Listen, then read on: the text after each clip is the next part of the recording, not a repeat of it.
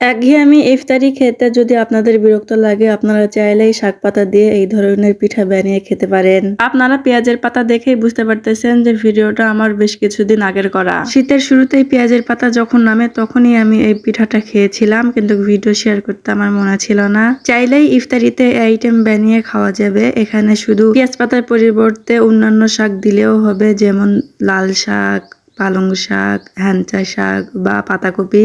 মজার মধ্যে ডিম সাথে পাতাকপি, আর পাতাকপি না থাকলে হাতের কাছে থাকা যে কোনো শাক পাতা, হলুদ, মরিচ, লবণ, জিরা, পেঁয়াজ সবকিছু দিয়ে ভালো মতো মাখিয়ে পাতলা ব্যাটার করতে হবে। তারপরে কড়াইয়ে তেল দিয়ে চামচ দিয়ে তুলে তুলে পাতলা করে মচমচা করে ভেজে নিতে হবে। খুবই সামান্য উপকরণে এই পিঠা বানানো হয়ে যায়, আর খুব কম সময়ে এই পিঠা বানানো হয়ে যায়, আর খেতেও হয় দুর্দান্ত। বিশেষ না হলে বাড়িতে বানিয়ে একবার ট্রাই করবেন, অবশ্যই আপনাদেরও ভালো লাগবে। ভিডিওটি ভালো লাগলে লাইক, কমেন্ট আর শেয়ার করে দিবেন, আর না লাগলেও করে দিবেন।